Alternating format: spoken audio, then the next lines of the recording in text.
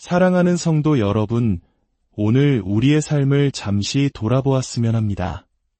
아침에 일어나 스마트폰으로 세상을 확인하고, 카페에서는 간편 결제로 커피를 주문하며, 지하철에서는 얼굴 인식으로 개찰구를 통과하는 시대.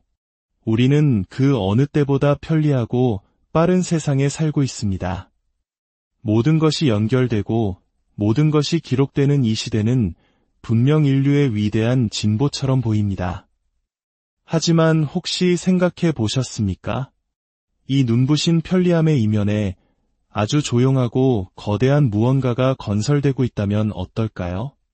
세상이 최신 유행과 가십, 끝없는 논쟁에 몰두하는 동안 수면 아래에서는 성경이 오래전부터 경고해온 하나의 거대한 시스템이 그 모습을 갖추어가고 있습니다. 이것은 단순히 기술이나 정치, 경제에 대한 이야기가 아닙니다. 이것은 바로 지금 우리 눈앞에서 펼쳐지고 있는 살아있는 예언에 관한 이야기입니다. 오늘 이 시간 주님께서 우리에게 영적인 분별력을 허락하시어 시대의 징조를 깨닫고 믿음으로 준비할 수 있기를 간절히 기도합니다. 지금 세상에는 기묘하리만치 불안한 고요함이 흐르고 있습니다. 겉으로 보기에 우리의 삶은 평범하고 심지어 흥미진진해 보이기까지 합니다. 사람들은 소셜미디어를 끝없이 넘기며 유행을 좇고 더 많은 부와 안락함을 꿈꿉니다. 매일같이 등장하는 신기술은 우리의 삶을 더 쉽고 더 빠르고 더 편리하게 만들어줄 것이라 약속합니다. 이 모든 것이 진보이자 발전처럼 느껴집니다. 하지만 이 편안한 표면 아래에는 훨씬 더 위험한 무언가가 도사리고 있습니다. 아무런 경고도, 소음도, 저항도 없이 전 지구적인 통제 시스템의 기초가 조용히 놓이고 있습니다. 전쟁이나 공개적인 발표, 극적인 점령의 형태가 아닙니다. 세상이 온통 다른 곳에 정신이 팔린 사이 이 거대한 계획은 정부기관의 사무실과 거대 기술 기업의 회의실, 그리고 디지털 인프라 계획 속에서 소리 없이 진행되고 있습니다. 바로 그 점이 이 모든 것을 더욱 두렵게 만듭니다. 가장 위험한 공격은 결코 시끄럽지 않습니다. 그것은 미묘하게, 처음에는 무해하게 다가옵니다. 사람들이 거의 알아차리지 못하는 작은 변화들로 시작됩니다. 새로운 신원 확인 시스템, 생체 인식 스캔, 현금 없는 결제, 사회 신용 점수 제도. 이 모든 것이 당신의 편익을 위한 도구로 포장되어 제시됩니다. 그러나 영적으로 깨어있는 신실한 성도들은 마음 깊은 곳에서 느끼고 있습니다. 이것은 단순한 기술의 발전이 아닙니다. 이것은 준비 과정입니다.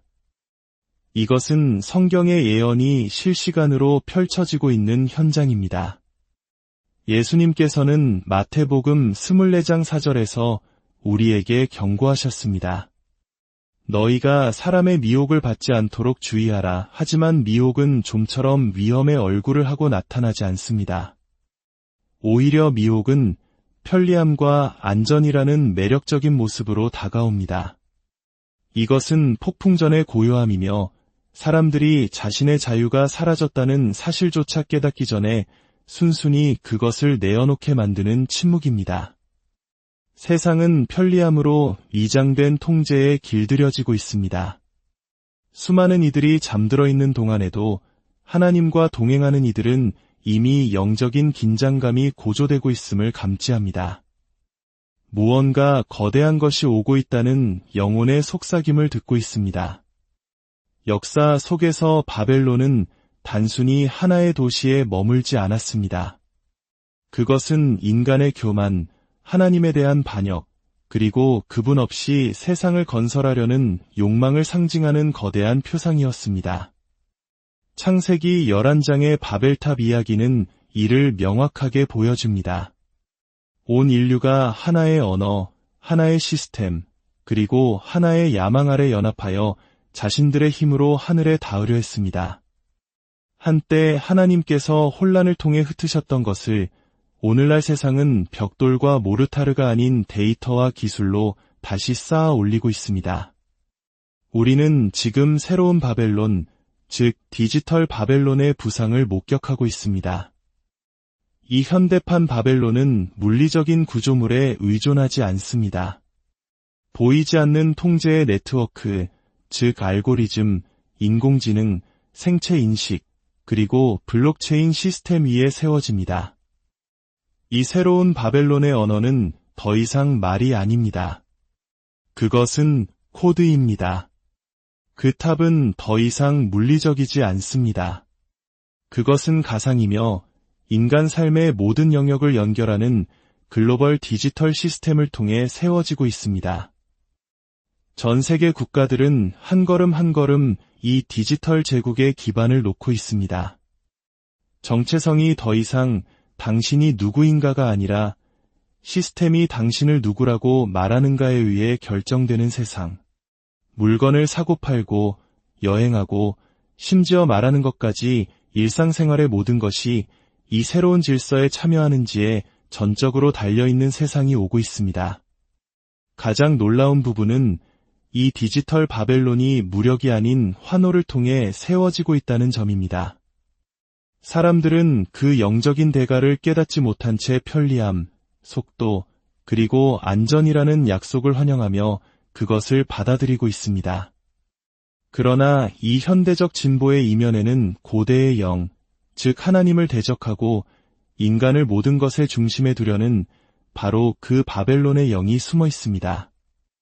이것은 더 이상 공상 과학 소설이 아닙니다. 먼 미래의 예언도 아닙니다. 바로 지금 여기에서 조용하지만 전 지구적으로 그리고 강력하게 일어나고 있는 현실입니다. 세상의 많은 이들이 오락과 기술, 개인의 성공에 집중하는 동안 훨씬 더 중요한 무언가가 보이지 않는 곳에서 조용히 펼쳐지고 있습니다.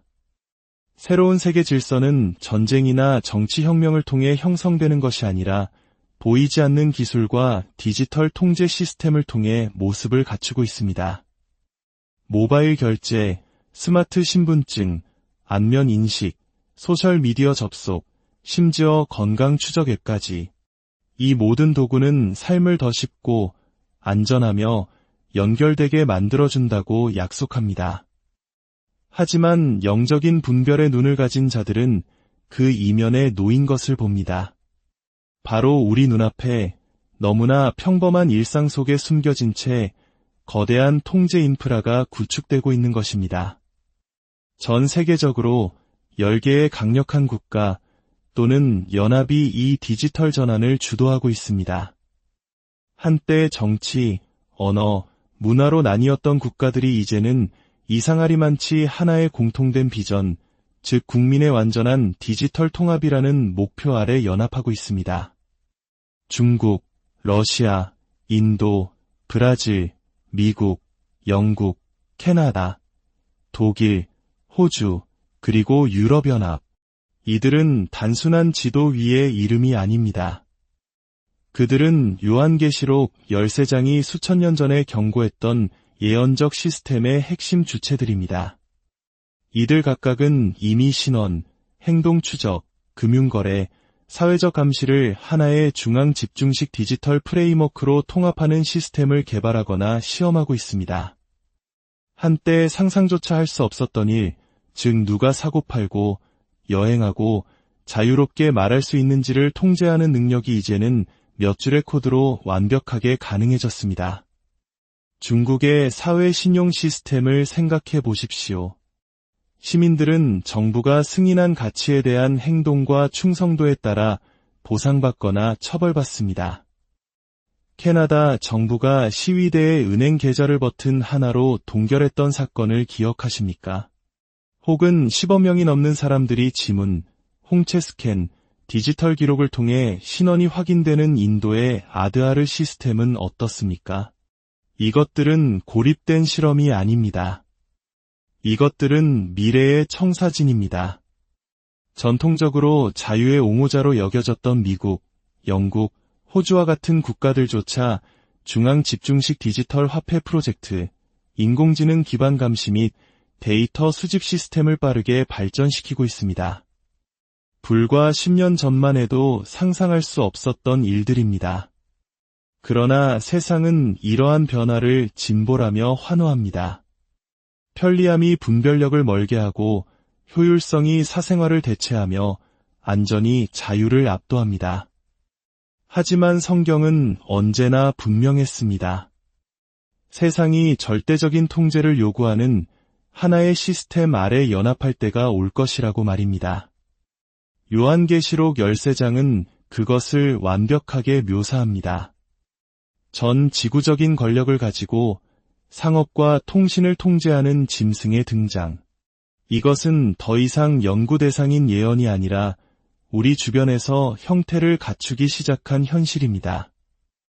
그리고 아마도 이 모든 것 중 가장 위험한 부분은 대부분의 사람들이 그것을 알아차리지 못할 것이라는 점입니다.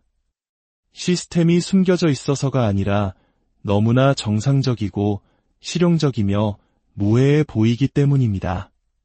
그러다 어느 날 더 이상 그렇지 않게 될 때까지 말입니다. 글로벌 통제 시스템의 부상에 대해 이야기할 때 사람들은 흔히 중국이나 러시아처럼 이미 엄격한 정부 통제와 감시로 알려진 국가들을 떠올립니다. 하지만 이 새로운 디지털 시스템의 가장 충격적인 사례 중 하나가 비밀스러운 공산주의 국가가 아닌 세계 최대의 민주주의 국가에서 일어나고 있다면 믿으시겠습니까? 그 나라는 바로 인도입니다. 인도는 아드하르라고 불리는 인류 역사상 가장 큰 규모의 생체 인식 신원 확인 프로젝트를 시행하고 있습니다. 아드하르는 모든 인도 시민에게 고유한 12자리 식별 번호를 부여합니다. 하지만 이것은 단순한 숫자를 훨씬 뛰어넘습니다. 그것은 개인의 지문, 홍채 스캔, 안면 인식 데이터, 금융계좌, 건강기록, 세금 정보, 심지어 온라인 활동과 직접 연결됩니다. 다시 말해, 한 사람의 전체 정체성이 단일 디지털 프로필에 저장되는 것입니다. 그리고 가장 끔찍한 부분은 이것이 사실상 의무적이라는 것입니다. 아드하르 번호 없이는 은행 계좌 개설, 정부 혜택 수령, 기차표 예매, 심지어 휴대폰 유심칩 구매와 같은 기본적인 서비스에 접근하기가 점점 더 어려워지고 있습니다. 많은 이들에게 기술적 돌파구로 칭송받는 이 시스템은 수백만 명의 사람들이 일상생활을 영위하기 위해 완전한 디지털 등록에 복종하도록 조용히 강요하고 있습니다. 영적인 눈으로 볼 때 아드하르는 요한계시록 13장에 묘사된 짐승 시스템의 원형, 즉 프로토타입을 보여주는 것과 같습니다. 인도의 한지어 목사님은 깊은 슬픔에 잠겨 이렇게 말했습니다. 우리는 지금 요한계시록의 시대로 정문을 통해 걸어 들어가고 있습니다. 한 사람의 삶의 모든 세부사항이 당국에 의해 통제되는 중앙 집중식 시스템에 연결될 때 그 시스템에 도전하는 목소리를 침묵시키는 것이 얼마나 쉬워지겠습니까? 단순히 신앙을 타협하기를 거부했다는 이유만으로 기독교인들을 위험하거나 비협조적인 인물로 분류하는 것이 얼마나 빨라지겠습니까? 더욱 충격적인 것은 사람들이 얼마나 기꺼이 이 시스템을 받아들였는가 하는 점입니다. 거대한 시위도 국가적인 분노도 없었습니다. 대신 등록센터에는 긴 줄이 늘어섰고 소셜미디어에는 흥분된 게시물이 올라왔으며 기술 발전에 대한 문화적 축하가 이어졌습니다. 이것이 바로 예언적 시스템이 작동하는 방식입니다. 그것은 쇠사슬로 시작되지 않습니다. 그것은 편리함으로 시작됩니다. 인도의 아드하르 시스템은 성경에 묘사된 미래가 더 이상 멀지 않았다는 것을 보여주는 소름 끼치는 증거가 되었습니다. 그리고 이것은 단지 시작일 뿐입니다. 안면 인식 기술에서부터 현금 없는 결제, 비대면 은행 업무에 이르기까지 오늘날 우리가 보는 모든 새로운 디지털 업그레이드는 편리함이라는 하나의 매력적인 약속으로 아름답게 포장되어 있습니다. 하지만 당신의 삶, 정체성, 재정, 동선, 심지어 신념까지 모든 세부 사항이 단일 중앙 집중식 시스템 내에 저장될 때 통제는 더 이상 힘을 필요로 하지 않습니다. 오직 접근 권한만 필요할 뿐입니다. 그리고 그 접근 권한이 전적으로 디지털 승인에 의존하게 되면 그것을 잃는 것은 모든 것을 잃는 것을 의미할 수 있습니다. 은행 계좌를 개설하고 싶습니까? 정부가 승인한 디지털 아이디가 필요할 것입니다. 식료품을 사고 싶습니까? 당신의 결제 앱은 인증되고 연결되어야 합니다. 교회에 가거나 성경 공부에 참석하고 싶습니까? 당신의 스마트폰 GPS는 자동으로 당신의 위치를 추적하고 당신의 활동에 대한 디지털 프로필을 구축합니다. 이것은 공상과학이 아닙니다. 성경적 신앙 자체가 비협조적 행위로 분류되면 어떻게 될까요? 성경의 진리를 옹호하는 것이 단순히 인기 없는 것을 넘어 위험한 것으로 간주되면 어떻게 될까요? 십자가를 지고 예수님에 대해 말하고 성경적 가치를 변호하는 것이 알고리즘에 의해 극단주의나 급진적 사상으로 분류되면 어떻게 될까요? 이것이 우리 앞에 펼쳐지고 있는 미래입니다.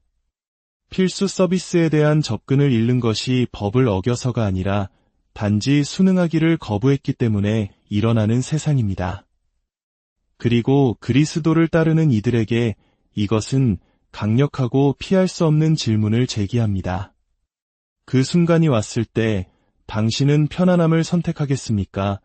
아니면 확신을 선택하겠습니까? 솔직해집시다. 수년 동안 사람들은 짐승의 표에 대해 들을 때마다 마이크로칩이나 피부에 찍힌 바코드, 미래적인 문신을 떠올렸습니다. 하지만 이러한 물리적 상징에만 집중하는 것은 더 깊고 훨씬 더 위험한 현실을 놓치는 것입니다. 짐승의 표는 단순히 어떤 물건에 관한 것이 아닙니다. 그것은 시스템에 관한 것입니다. 당신을 추적할 뿐만 아니라 당신의 충성을 소유하고 당신의 결정을 통제하며 궁극적으로는 하나님에 대한 당신의 의존을 인간 권위에 대한 의존으로 대체하도록 설계된 시스템입니다. 따라서 이 시대의 가장 중요한 질문은 단순히 당신은 칩을 받겠습니까? 가 아닙니다. 실제 우리가 씨름해야 할 질문은 훨씬 더 개인적이고 시급합니다. 나는 이미 타협을 보상하고 확신을 처벌하는 시스템에 참여하고 있지는 않은가? 당신은 이미 주류에 맞추기 위해 당신의 신념을 조정하고 있습니까? 진리가 외면받을 때 침묵하고 있습니까? 하나님에 대한 신뢰보다 기술에 더 의존하고 있습니까? 짐승의 표는 미래에 올 어떤 것에 관한 것만이 아닙니다. 그것은 바로 지금 서서히, 조용히, 거에 보이지 않게 우리의 마음을 형성하고 습관을 만들며 사람들이 용기보다 편안함을, 진리보다 침묵을, 확신보다 타협을 선택하도록 길들이고 있는 현실에 관한 것입니다. 그것이 진정한 위험입니다. 어떤 표가 몸에 새겨지기 훨씬 전에 그것은 먼저 마음에 자리 잡습니다. 수세기 전 선지자 다니엘은 환상을 보았습니다. 다니엘서 7장 7절에서 그는 다른 모든 짐승과 구별되는 이전의 어떤 것보다 더 무섭고 더 강력하며 더 무자비한 짐승을 묘사했습니다. 그 짐승은 전에 있던 모든 짐승과 다르고 또 10뿔이 있더라. 그러나 이 짐승은 단지 한 명의 통치자나 개인적인 적의 상징이 아니었습니다. 다니엘은 훨씬 더 큰 것, 즉 얼굴도 동정심도 한계도 없는 시스템을 보았습니다. 그것은 군대와 칼이 아니라 지배, 통제, 그리고 끊임없는 압박을 통해 땅을 삼키고 나라들을 짓밟으며 하나님의 성도들을 지치게 할 것이었습니다. 오늘날 우리 세상에서 펼쳐지는 일을 자세히 들여다보면 다니엘의 환상은 더 이상 멀게 느껴지지 않습니다. 우리는 벽돌과 쇠가 아닌 데이터, 인공지능, 알고리즘, 그리고 글로벌 감시 시스템으로 구축된 바로 그 시스템의 부상을 목격하고 있습니다. 한 기독교인 소프트웨어 엔지니어가 비슷한 기술을 다루면서 오싹하게 말했듯이 시스템은 당신의 마음에 관심이 없습니다. 그저 통제만을 원할 뿐입니다. 이 말은 새로운 세상의 현실을 완벽하게 포착합니다.